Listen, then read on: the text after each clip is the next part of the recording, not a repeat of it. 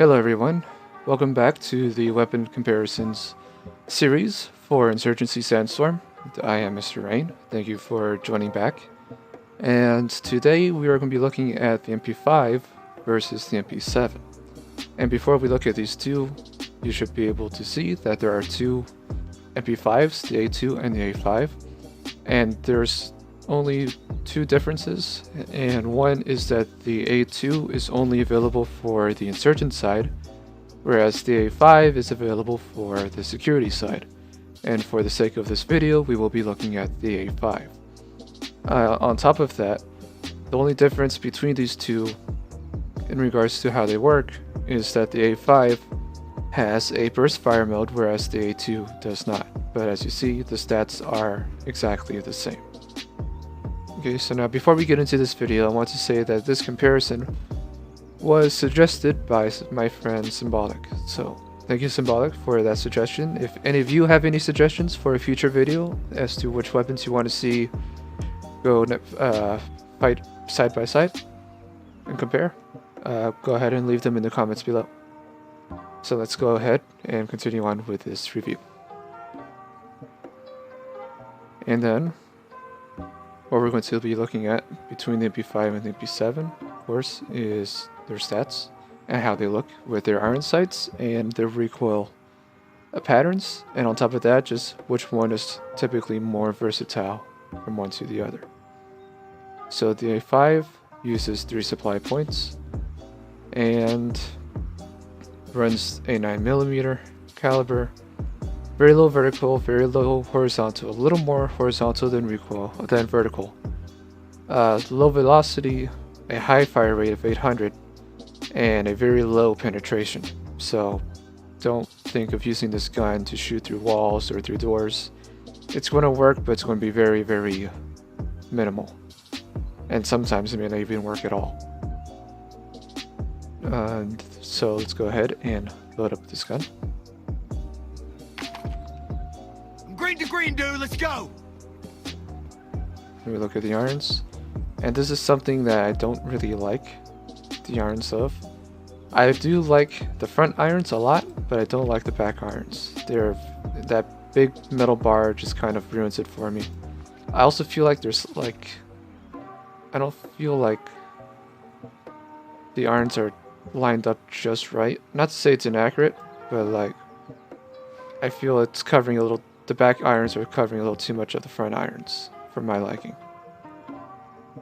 I'm just trying to show you how much you're missing from the back iron to the front with this movement.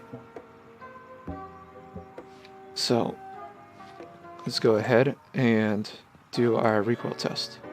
3, 2, 1.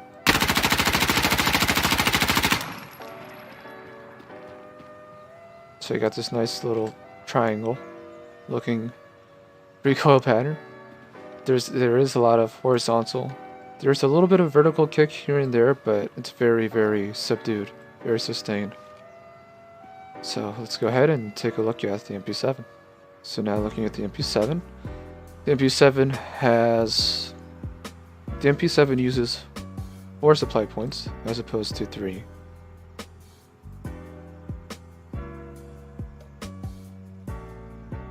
The MP7 uses a 4.6 by 30mm armor piercing round, but it's still weaker than the MP5. The recoils, vertical and horizontal, is just very identical. The velocity is a lot faster than the MP5. And the fire rate is at 952 compared to the 800 that the MP5 gives. And it has twice as much penetration. So, again, I would prefer using the MP7 through doors or through walls, but it's going to be a little more effective than the MP5. And another downfall to the MP7 is that stock, it starts out with 20 rounds as opposed to 30. and it uses 2 fire modes, full auto and single fire. And then the extended mag will give you 40 rounds, but that will cost 4 supply points. And so for the sake of this review, or this comparison, we're going to go ahead and use the extended magazines. And let's go ahead and give the recoil test.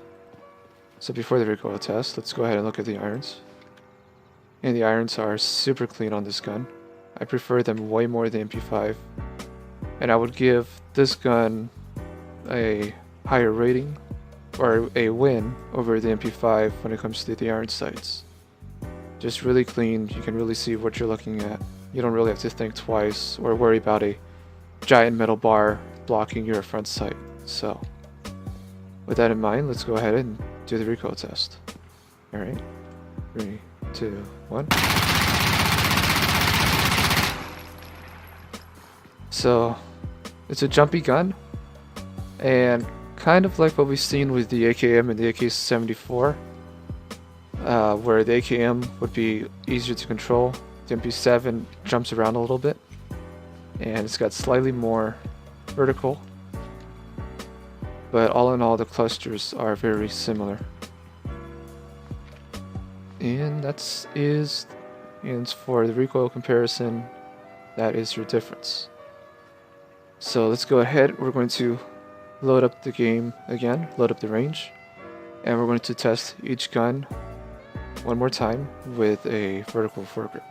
Okay, so with the MP5, it costs 3 supply points, and with the foregrip, it costs another 3. Just to keep that in mind. Green to green, dude, let's go! So now we're testing the MP5 with a vertical foregrip.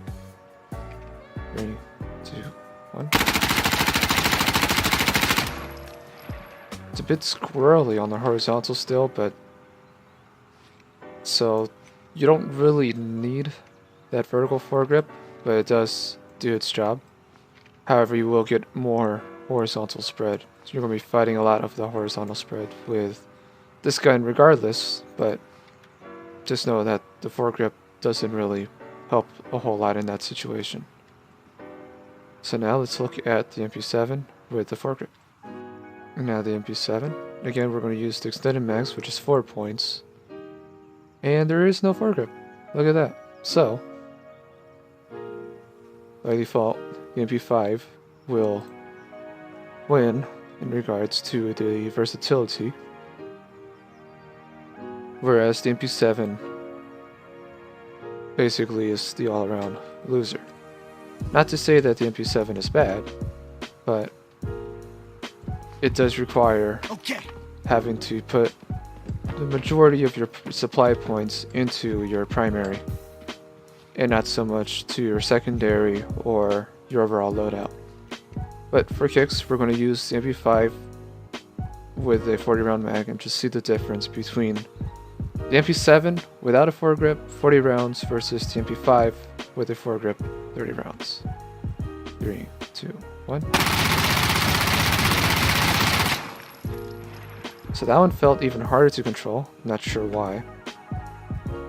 But that is your difference between an MP5 with a foregrip and the MP7 with a 40 round mag.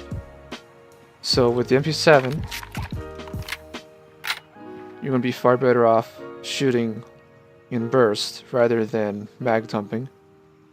And then whereas the MP5, you're going to be able to do pretty much whatever you want. You can burst fire, you can control your recoil, but you are going to fight a lot with your horizontal, especially if you try to mag dump.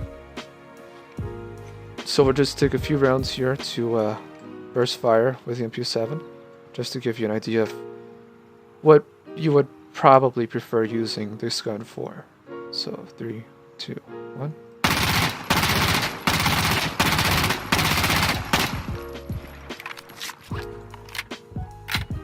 And so with that, it's a minor overcompensation. The gun does burst pretty well. It does burst really well into that little cluster.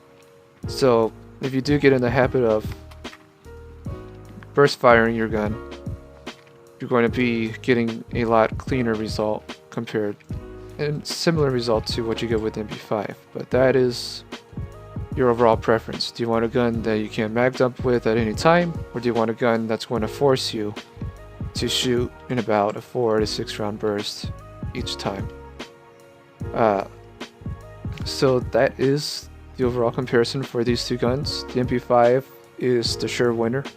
It's just an overall better gun, more versatile. There's a lot more that you can do with the MP5 than you can with the MP7. That being said though, the MP7 is a fun gun. I do like it, and I would recommend using it from time to time just for fun, or just to see how much damage you can do with it. I would prefer using it with the 40 round mags. However, you can cheat and just take it with the 20 round mags and have fun with that. So that's it for this video. Thank you all for watching. I hope you found it enjoyable and informative. And if you found this video enjoyable, please give the video a like. If you want to see more of this, please go ahead and subscribe. And that is it for this video. And until then, I'll see you guys next time.